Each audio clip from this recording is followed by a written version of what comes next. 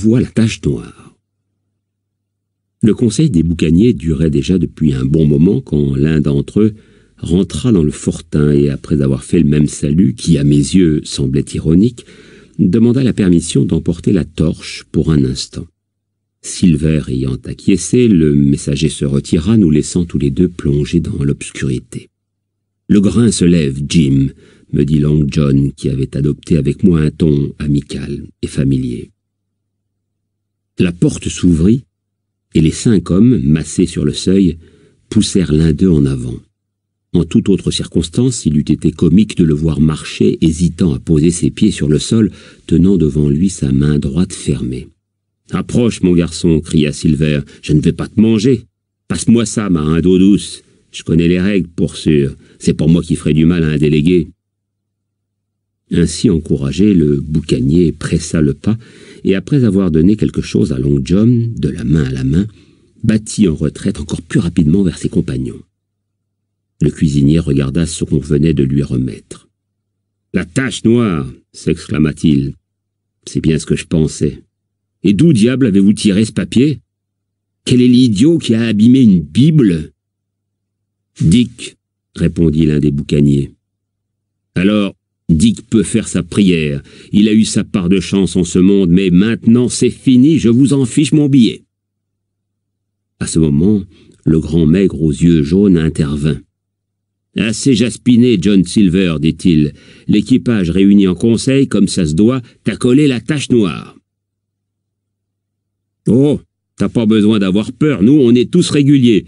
Et d'un, t'as fait un beau gâchis de ce voyage, t'aurais un sacré toupet de dire le contraire, et de 2, t'as laissé nos ennemis sortir de ce traquenard sans aucune garantie. Pourquoi qu'ils ont voulu filer, j'en sais rien, mais ce qui est clair, c'est qu'ils l'ont voulu. Et de 3, tu ne nous as pas laissé tomber sur eux pendant qu'ils s'en allaient. Oh, mais on y voit clair, John Silver. Tu veux jouer double jeu, c'est ça qui cloche chez toi.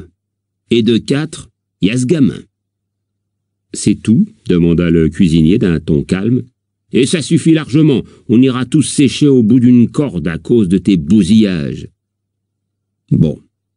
Eh bien, je vais répondre sur ces 4 points. Je vais y répondre l'un après l'autre. J'ai fait un beau gâchis de ce voyage, à ce qui paraît, mais dites-moi, vous savez tous ce que je voulais?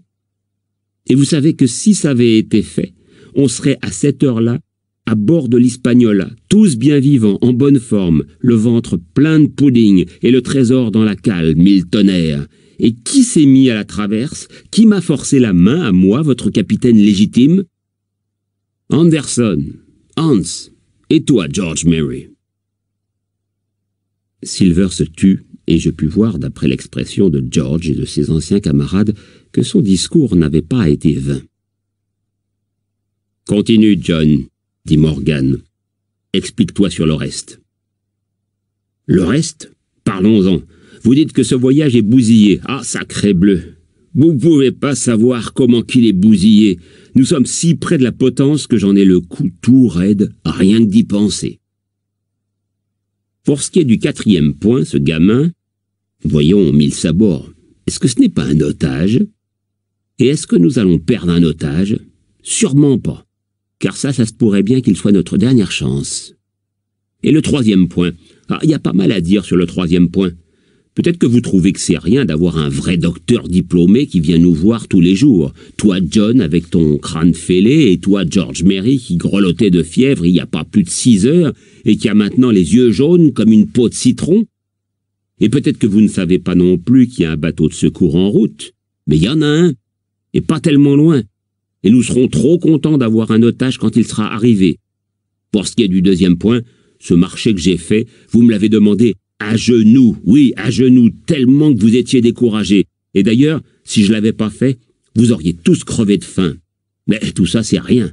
Tenez, regardez pourquoi j'ai traité avec le docteur. Ce disant, il jeta sur le sol un objet que je reconnus immédiatement. La carte tracée sur du papier jaune avec les 3 croix rouges que j'avais trouvées au fond du coffre du capitaine, enveloppée dans de la toile cirée.